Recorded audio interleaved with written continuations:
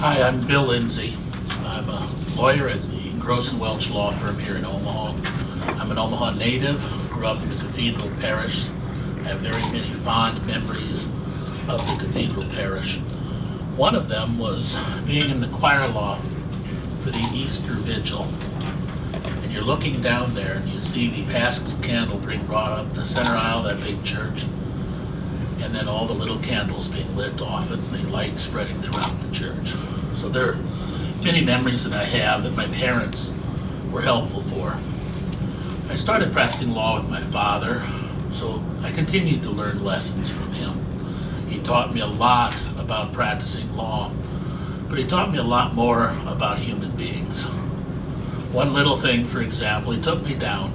He introduced me to the staff at the various clerk's offices for the district court and the county court, and he told me to treat them well because they can easily move something from the top of the stack to the bottom of the stack or vice versa. That's the practical side, but I've learned over the years we need to treat everybody as human beings. I'm currently a member of St. Leo's Parish, and I taught religious ed there for 14 years. The last 4 of those were 7th grade. Now, many of you may think I was courageous for doing that.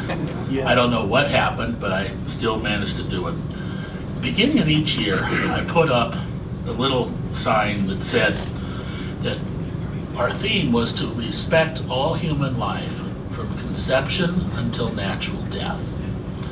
And that's something I try to do in my practice. I primarily practice in the estate planning business area. I do a lot of work with trusts.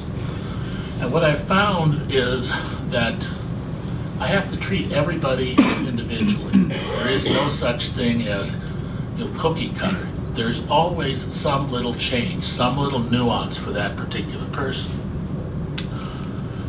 Got to treat everybody as the unique individual that they were created by God to be.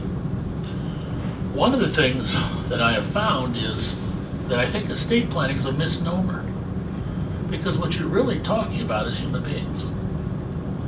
The most important documents are not the will, but the ones that when people come in, they come in and they often don't bring it up, and I find I bring it up and people are glad to bring it up.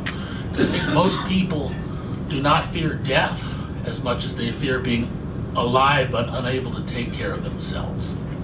To me, the most important documents are the power of attorney for financial affairs and the healthcare power of attorney. After all, with the healthcare power of attorney, we are talking about the transition from this life until death. So I take into account a person's religious, beliefs. If they're Catholic, I ask them, well, do you want the mother load? Do you want the sacrament of anointing of the sick? Do you want confession and do you want communion? Usually the answer is yes. So why not put it right in the document? I've done that for many years. I've learned a lot from my clients over the years. I had one young woman quite a few years ago who came into the office. She had a headscarf on, she was dying of cancer, and she wanted some documents drawn. I'd gotten it through a service that provided it on a pro bono basis. So wasn't expecting anything, and I knew with her condition I'd probably better do it in one shot rather than sending it out. So I did, and sent her on her way. A couple days later, she came back in with a big plate of goodies, homemade goodies that she had made. And it got me thinking, and I've thought about it and reflected on it over the years, that was her in the only way she could, trying to pay me. She's showing me respect, and by accepting those, I'm showing her respect. So it's got me to more and more as I think about it, gets me to realize that. I need to treat everybody who comes across my path in my career with respect. Back in my late 30s, I was discerning whether I was called to be a lawyer or whether I should go into the priesthood since I was unmarried. Didn't have any prospects at the time.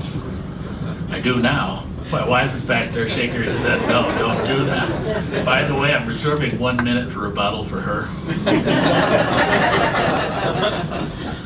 So anyway, I had an answer to prayer come at that time. A few things came up where I really helped some people. and I realized that that was God's answer to me. I was not called to the priesthood, and I continued practicing law. When I was young, actually when I was first born, my parents were in a duplex. And this duplex, the other side involved a mentally challenged child who was a little bit older than me, became a lifelong friend. In fact, I had the privilege of carrying the remains at his memorial service. But as a result, I've got a lifelong desire to help in those who are given challenges that some of the rest of us aren't given. You know, I've learned quite a bit about special needs trusts. I try to help people with those. I find it's one way for helping to plan for the needs of others. The other area that I like to work in is the guardianship and conservatorship area. That's where somebody has not done the planning, or because of family disputes we have to go to court. My preference is not to do that. I like to try to find a way for the family to resolve everything. It's much easier on the person involved.